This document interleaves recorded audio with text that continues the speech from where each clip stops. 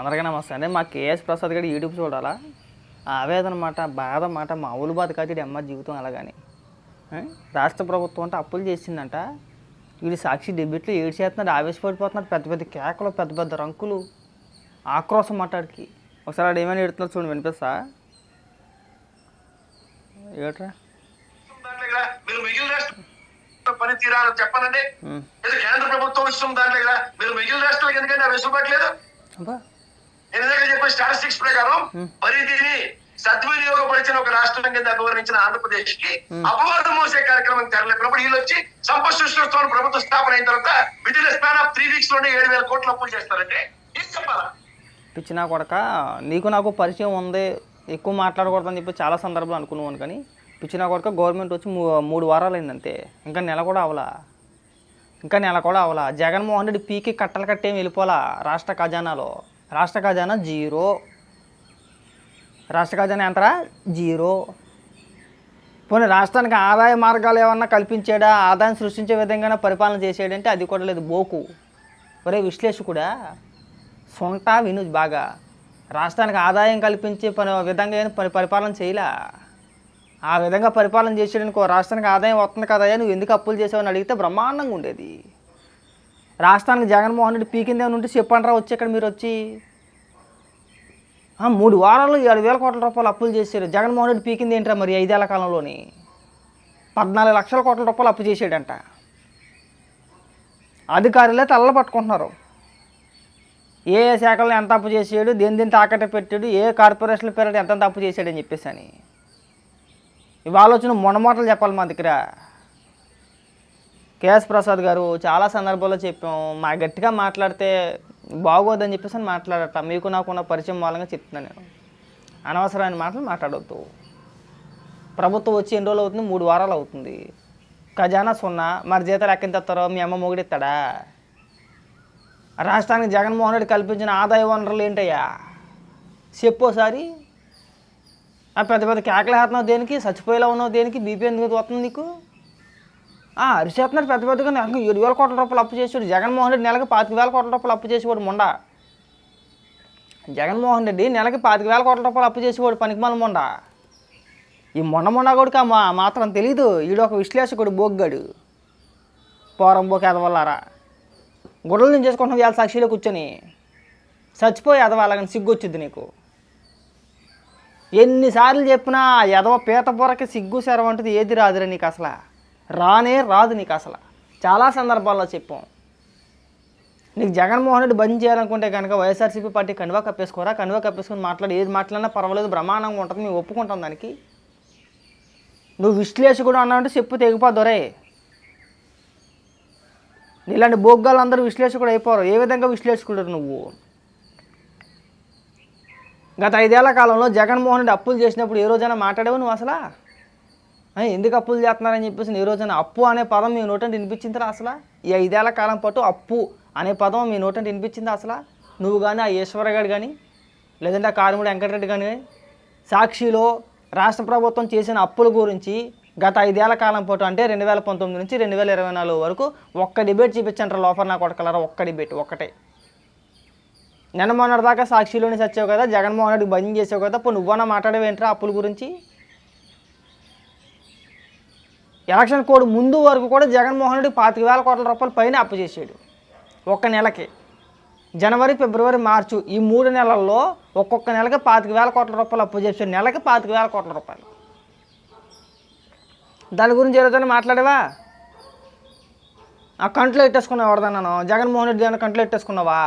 నోట్లో ఎట్టేసుకున్నావు? లేకపోతే బోరం బొక్క సొంట ఎతవాలా కానీ ఇంకా ఏడ్చేస్తున్నాడు. సొన్నగా ఏమైనా పెట్టినాడు చూస్తాను నేను పెట్టా. అందుకే ఒక సామెత ఉంటుంది సార్, ఆవు కట్టును మేస్తే దూడలు చేయడం ఏది కదా. కేంద్ర ప్రభుత్వం వరల్డ్ బ్యాంక్ ధర IMF ధర ఇష్టం ఎవ్వరేమో పడిగా అప్పులు చేసుకుని తిరుగుతున్నప్పుడు రాష్ట్ర అపార్ట్మెంట్ లిమిట్లు కాకుండా ఇంకేం చేస్తుంది? ఇది మాట్లాడమంటే ఎవరు మాట్లాడరు? నువ్వు ఎప్పుడు మాట్లాడేవరా? 5 ఏళ్ల కాలం నువ్వు ఎప్పుడు మాట్లాడేవరా అంటున్నా. ఈ బొగ్గడి మాట్లాడ్డు. ఈ ఎదవులందరికీ కూడా రాష్ట్ర ప్రభుత్వం గురించి, రాష్ట్రం గురించి, రాష్ట్రంలో ఉన్న ప్రజల గురించి, రాష్ట్ర ప్రభుత్వం చేసే అప్పుల గురించి ఎప్పుడు వచ్చేద్దంటే వీళ్ళకి చంద్రబాబు నాయుడు గారు ముఖ్యమంత్రిగా వచ్చేద్ది. జగన్మోహన్ రెడ్డి ముఖ్యమంత్రిగా ఉండడానికి నా కొడుకులకి అందరికీ ఏమీ గుర్తురావు. జగన్మోహన్ రెడ్డి రాష్ట్రాన్ని అమ్ముకు దొబ్బినా కానీ పర్వాలా. జగన్మోహన్ రెడ్డి రాష్ట్రాన్ని అమ్ముకు దొబ్బినా కానీ ఈ ఎదవలకు పర్వాలేదు. ఎందుకంటే ఈ ఎదవలకు నెల నెల పేమెంట్ వెళ్ళిపోద్ది. ఈ బోకినా కొడుకులు నెల నెల పేమెంట్ చేసుకుంటారు. పేమెంట్ చేసుకొని పిచ్చగా మాట్లాడతారన్నమాట. ఇలా మాట్లాడతారన్నమాట. పోరంబోక ఎదవల్లారా, వచ్చి 3 వారాలు అవుతుందా? ఇంకా నెల కూడా పూర్తి కాలేదా? ఉద్యోగస్తులు జీతాలు పెన్షన్లు గట్రా మీ అమ్మ మొగుళ్ళు ఇస్తారా? మీ అమ్మ మొగుడు సొమ్ము తీసుకొచ్చి వస్తాడా? పోనీ జగన్మోహన్ రెడ్డి ఉంచింది ఎంతరా ఖజానాలో, దాని గురించి చెప్పండి అంటే ఒక్క బోకేదో చెప్పడు. ఖజానాలో ఎంత ఉంచాడు జగన్మోహన్ రెడ్డి? దిగిపోయే ముందు జగన్మోహన్ రెడ్డి ఉంచింది ఎంతరా, దాని గురించి చెప్పరు. పోనీ పక్కన పెట్టేది. జగన్మోహన్ రెడ్డి ఖజానాలో ఏం ఉంచలేదు, రాష్ట్రానికి నెల నెల ఆదాయం వచ్చేస్తుంది కదా అని మాట్లాడుతున్నారు ఈ పోరంబోకేతోలో. రాష్ట్రానికి వచ్చే ఆదాయం ఎంతరా? నెల నెల రాష్ట్రానికి వచ్చే ఆదాయం ఎంత కల్పించారు? జగన్మోహన్ రెడ్డి పీకింది ఏమన్నా ఉందా? ఇంకా చంద్రబాబు నాయుడు గారు కల్పించిన ఆదాయం కంటే కూడా 25% లెస్ మాట. అంటే తీసి పడదొబ్బాడు, అంటే చెడదెంగాడు మాట. చెడదెంగింది కాకుండా ఇవాళ పెద్ద ఉపన్యాసాలు మీలాంటి బోకేదోళ్ళందరినీ వేసుకొని సాక్షి డిబేట్లో కూర్చోబెట్టి పెద్ద ఉపన్యాసాలు ఎవరికరా మీరు చెప్పేది పాఠాలు? చాలా చక్కగా, చాలా వివరంగా, ఒక్క పదం కూడా అటు ఇటు మాట్లాడుకుంటా వివరంగా చెప్పే ప్రయత్నం చేద్దాం అనుకుంటాం. దాన్ని మీరు నిలబెట్టుకోర్రా.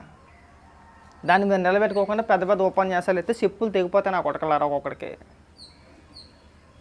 పోరంబోకి ఎదవలారా, ఒక్క ఎదవకి సిగ్గు శరం ఉండదు. ఒక్క ఎదవ సరిగా మాట్లాడడం చేత కాదు. ఈ లోఫర్ నా కొడుకులు అందరికీ కూడా ఇవాళ గుర్తుకొచ్చేసినాయి. రాష్ట్ర అప్పు అనే పదం మీ నోటంటే 5 ఏళ్ల కాలం పాటు మొట్టమొదటిసారి వింటున్నారా మేము? మొట్టమొదటిసారి మీ నోటి వెంట అప్పు అనే పదాన్ని మేము మొట్టమొదటిసారి వింటున్నాం. రాష్ట్ర ప్రభుత్వం అప్పులు చేసిందనే పదాన్ని మొట్టమొదటిసారి వింటున్నాం. నువ్వు ఎన్నిసార్లు మాట్లాడు కేఎస్ ప్రసాద్ అప్పుల గురించి? రాష్ట్ర ప్రభుత్వం చేసే అప్పుల గురించి నువ్వు ఎన్నిసార్లు మాట్లాడు? జగన్మోహన్ రెడ్డి దొరికిన కాడికల్లా ఆఖరికి విశాఖపట్నం కమిషనర్ ఆఫీస్ కూడా తాకట్టు పెట్టాడు కదా, దాని గురించి డిబేట్ చేసావు, మాట్లాడేవా? తక్కువ లెక్కైతే 14 లక్షల కోట్ల రూపాయలు అప్పు అంచనా ప్రకారం. ఇంకా పూర్తి అధికారికంగా ప్రకటన లేదు కానీ అంచనా మాత్రం 14 లక్షల కోట్ల రూపాయలు. వీడి పంచింది ఎంత అంటే తక్కువ ఈడిస్తే 2,70,000 కోట్ల రూపాయలు. మరి మిగిలిన సొమ్ము ఎవరు తినేసాడరా? మీకు ఇచ్చాడా లేదంటే మీ అమ్మ ముగ్గులకి ఇచ్చాడని దానికి సమాధానం ఉండదు. ఇగో కంట్రోల్గా చాలా కంట్రోల్ చేసుకొని చాలా సందర్భాల్లో అధికారంలో లేకపోయినా అధికారంలోకి వచ్చిన తర్వాత కూడా కేఎస్ ప్రసాద్ నీకు చాలా సందర్భాల్లో చెప్పాం.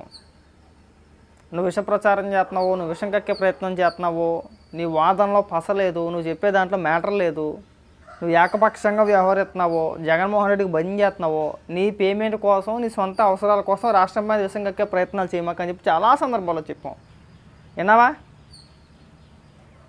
హద్దులు దాటి మితిమీరిన విష ప్రచారం చేస్తే పరిస్థితులు దారుణంగా ఉంటాయి. మేము కూడా అలాగే మాట్లాడాల్సి వస్తాం.